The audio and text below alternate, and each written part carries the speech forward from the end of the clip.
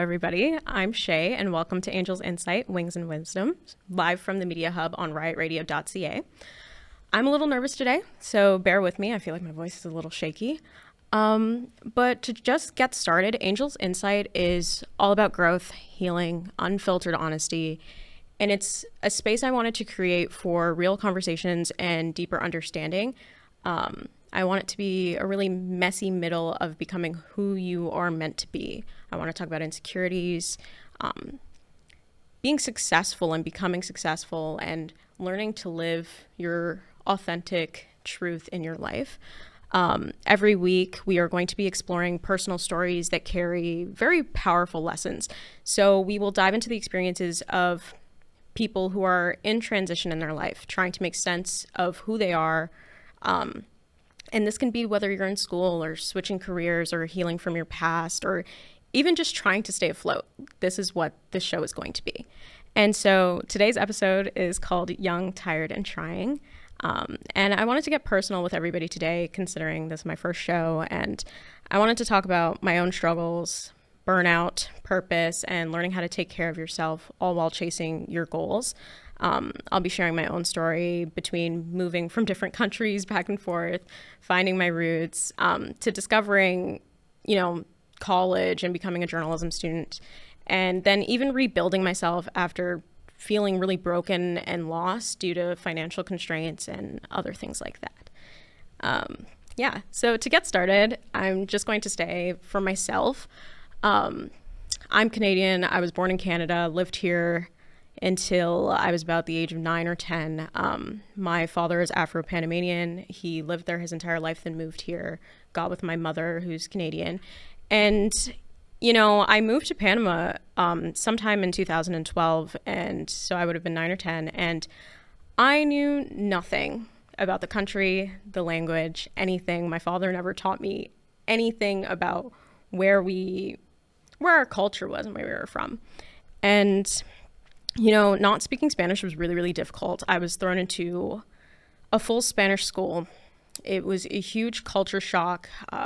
We would do folklore classes, and I felt like I was stepping on my own feet because I had never done this before. And, over time, I did adapt. I don't think I even learned Spanish fluently until I was in grade 8. And so I would have been grade 3 to grade 8 or something.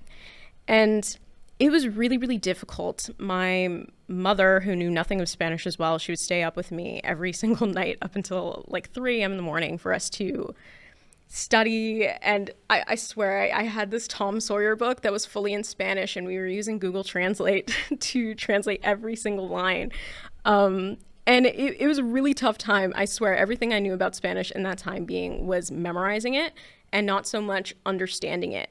And it took so many years of that practice for me to learn how to do it. And in that, I did start to feel like my identity was becoming one with Panamanian culture. And it's very interesting because I feel like I don't think I ever really thought about who I was as a person beforehand.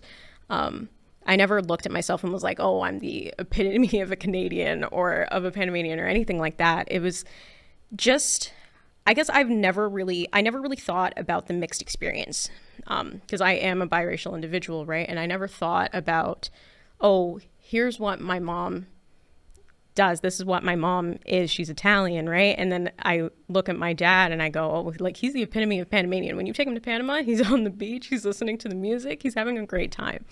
And I just really had to learn how to come to terms with my identity and who I was. So I find a lot of pride in being a biracial individual, even Caribbean, if you want to consider it like that, and Canadian. And, those years in Panama, I went to a very interesting institution, and I had a lot of struggles with classmates, with the faculty, with administration. It was a very interesting school, but it put myself in a dark place. I wasn't very confident.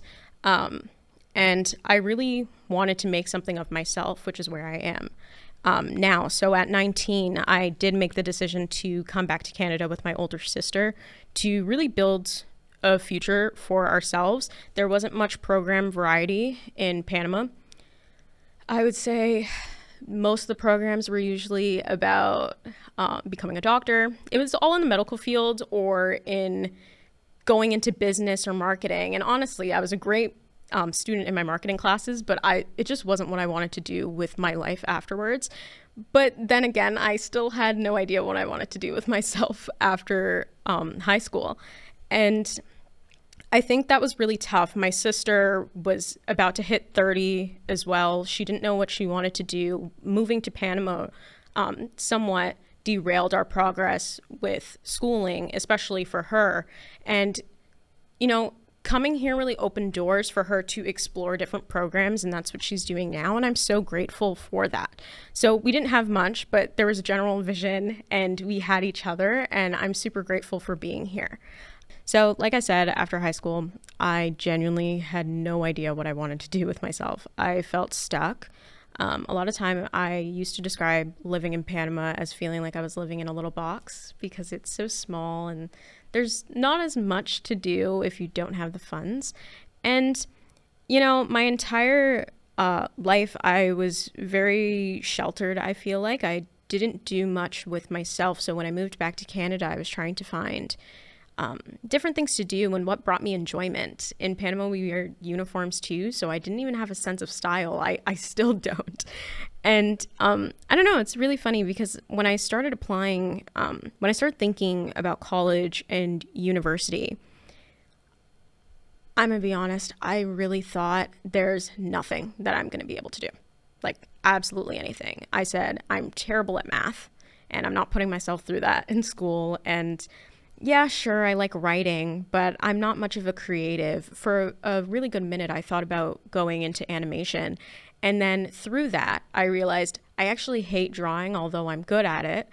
And if I'm fully honest, it made me want to pull my hair out every single time I tried to sit down and build my portfolio. And I remember when I was finally talking to my parents about it, I had broke down because, of course, I come from an immigrant father and my mother who didn't have much for themselves in regard to education. And they had always invested in me that I needed to go to school. I need to go to school. I need to get a degree. There's no option otherwise. And it wasn't in a mean way. They just didn't want me to struggle. And, for me, I felt like I was disappointing my family because at least my sister had just started college. And I know that I was only 19 and I'm still a baby even now, but I just kept thinking, I don't want to waste time.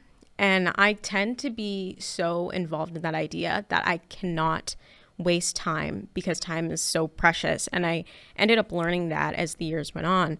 But I ended up getting into journalism in the funniest way because after I had a little crying session in front of my parents about how I had no idea what I wanted to do, I got pretty desperate and I just randomly added programs off of the application center. Like I added all these random programs in on the university one and on the college one. And so I am technically a dual degree student. I go to both Trent University and Durham College. I'm at both institutions and I will be obtaining a bachelor in media studies with a specialty in creative writing, as well as my diploma in journalism from here at DC. And when I applied to it, I didn't even look at what this program entailed. I threw it in and it was the first one to give me an acceptance. And I think once I got that acceptance, I felt like, okay, I at least have something that I can go do now.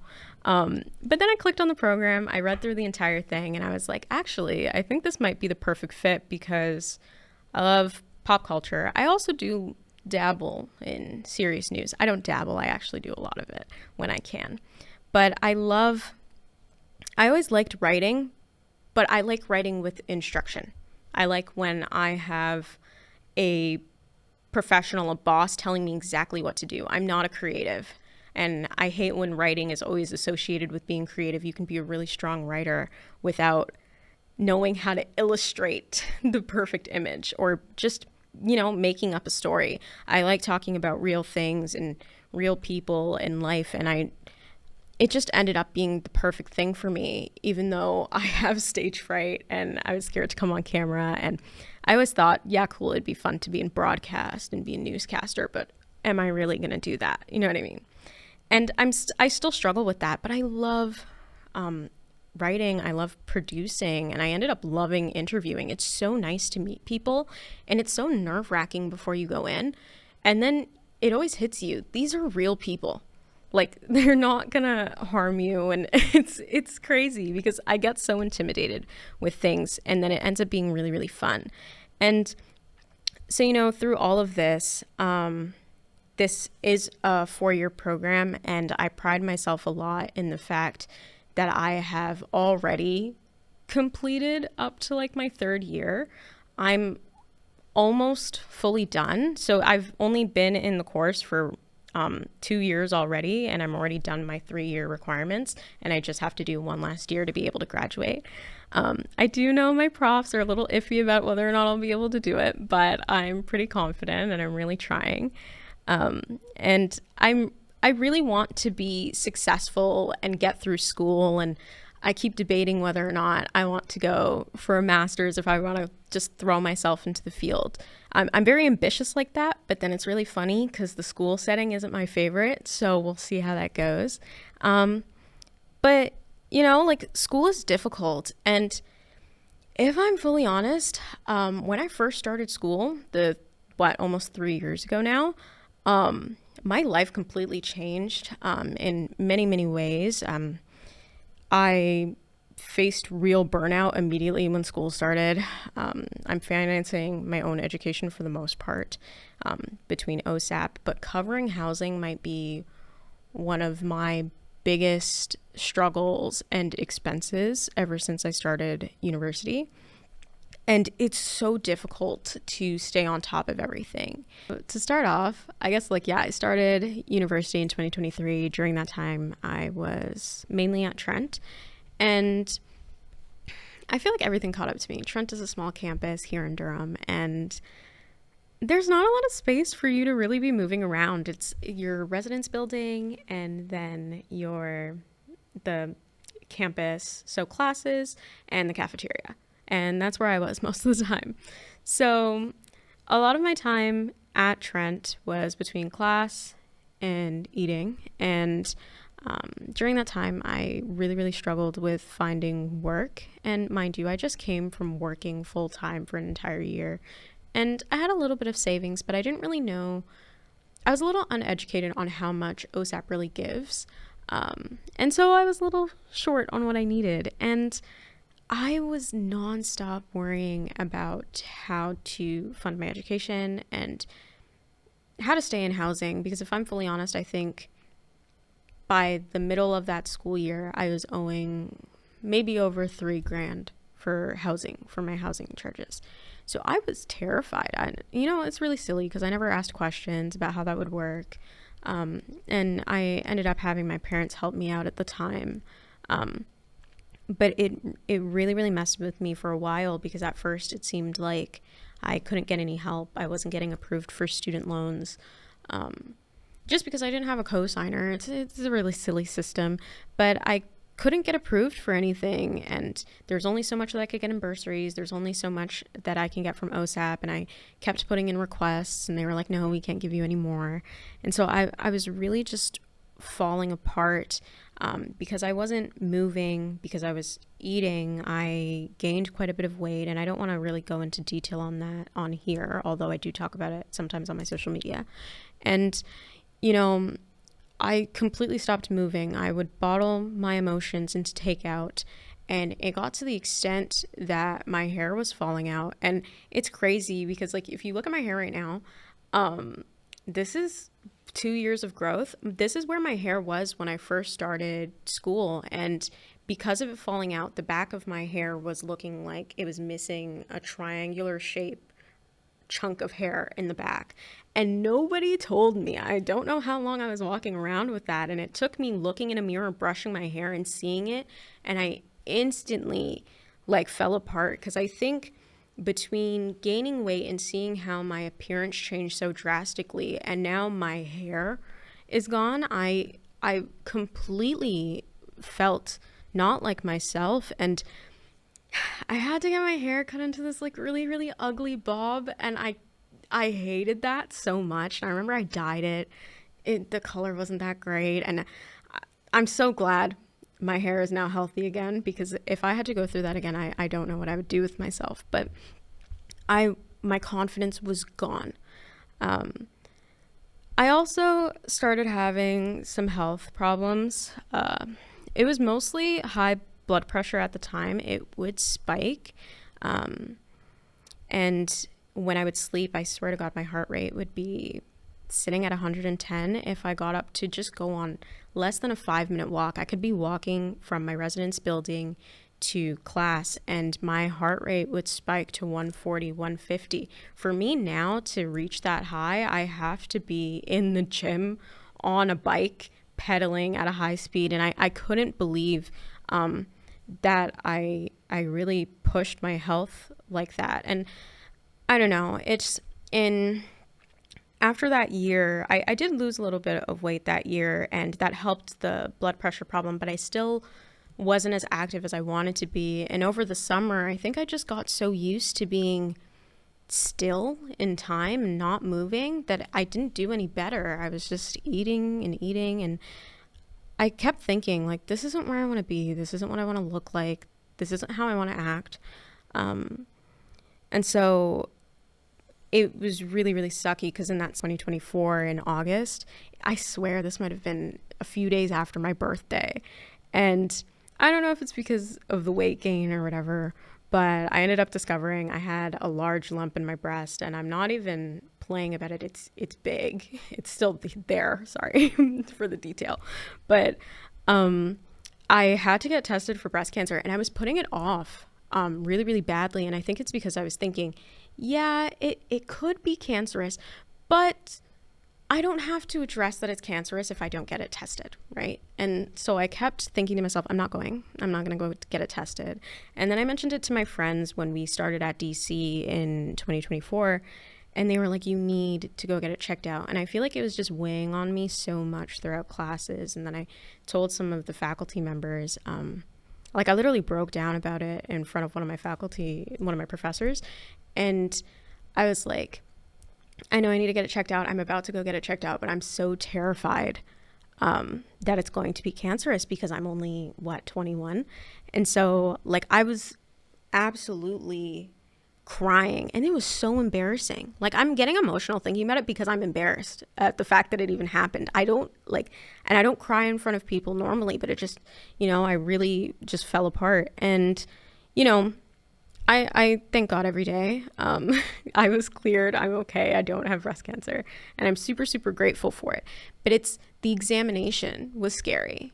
The whole process of it. I think I went to nonstop doctor's appointments, and it's like, okay, here's one where we're just, feeling it. Then the next time they're like, okay, so we're going to talk to you about, we don't think it's cancerous, but we do have to test it. And we're going to really be probing at, your privates. And I'm just like, it was so, like, I guess sort of violating, but at the same time, if I care about myself and I care about my health, I have to do it. And the whole experience just really taught me that I really want to live. And ironically, I've gone through my mental health issues before, and I have moments of doubt, but I really wanted to live and not just survive. I didn't want to constantly be worrying about my health between the high blood pressure one year and then suddenly there's a lump in my breast and all the different stuff. I still have to get the lump removed because they're afraid it can turn cancerous later, right? And I'm like terrified of those things, but I also know that I'm evolving so much as a person that I'm now really caring about surviving and being successful in my life and caring about myself. And in that process, I'm literally going to the gym. I'm losing weight actively. I'm eating better. And I'm trying to be patient with myself. I have this struggle with mental health, and wanting to see professionals. And I keep telling myself, like, just go, like, it's good for you. But it's a hard time because also when you come from a minority home, you're also told, like, mental illness isn't a problem. Although health is a huge thing. And I didn't even tell my family about the breast cancer scare because I was really, really terrified that my mom would panic and then she'd put more worry on me. And I felt like I don't need to tell her unless it's serious. So I literally waited all the way until I got tested and they told me it was negative. And that was a whole process of a few months. And it was so hard because I tell my mom everything. And I don't know, it's a really, really difficult time. And, you know, I'm still tired all the time and I'm figuring things out, but I'm trying to do the best with my life that I can. I mean, I'm taking courses right now throughout the summer in order to graduate early. I just added on an extra class unexpectedly because my professors didn't want me to have too much of a workload next year in order to graduate. And, you know, I'm still figuring out who I am, and I'm going to keep doing that throughout my 20s, right? And I just wanted to really show everybody that, like, some of the people that you see that you think are doing well for themselves and are super, super successful are actually dealing with a lot behind the scenes. I was really quiet and cornered off during this year. There's a lot of people in my program who know close to nothing about me, aside from the fact that I really like journalism and I've worked in communications and social media through both my institutions and then now with offshore tourism. And I don't know, I think a lot of people just have sometimes a vision of you when you don't, well, obviously we're not going to be vulnerable with everybody we meet. This is very vulnerable of me to open up and tell you about my struggles. But I also think we can't just sit and assume that I have it all together, right? Because a lot of people don't. And, you know, I just want to show viewers that healing is not linear, but it's super, super necessary. And I know I'm not alone in that. And you can find happiness in your life. And so next week on Angelz Insight, I will be sitting down with my dear friend, also boyfriend, Draven Flood, a mature student and former kitchen manager, now shifting into political science and urban planning. So with him, we will be talking about returning to school in your late 20s, navigating a divorce while living abroad, changing careers after working 10 years in a kitchen, as well as his mental health, what it is, what masculinity is, and also just chasing your dreams. And it's going to be a really good one, so I don't want y'all to miss it. Thank you so much for tuning in today for Angelz Insight, my Wings and Wisdom segment. I hope today's episode really reminded you that it's okay to be in progress. It's okay not to have it all together. And if you're doing the best you can, that's all that matters. Like, I really want to see y'all's wings grow alongside mine. And please follow the DCSA Media Hub for more content, and follow me at Angelz Insight on Instagram for the latest updates, sneak peeks, and behind the scenes moments.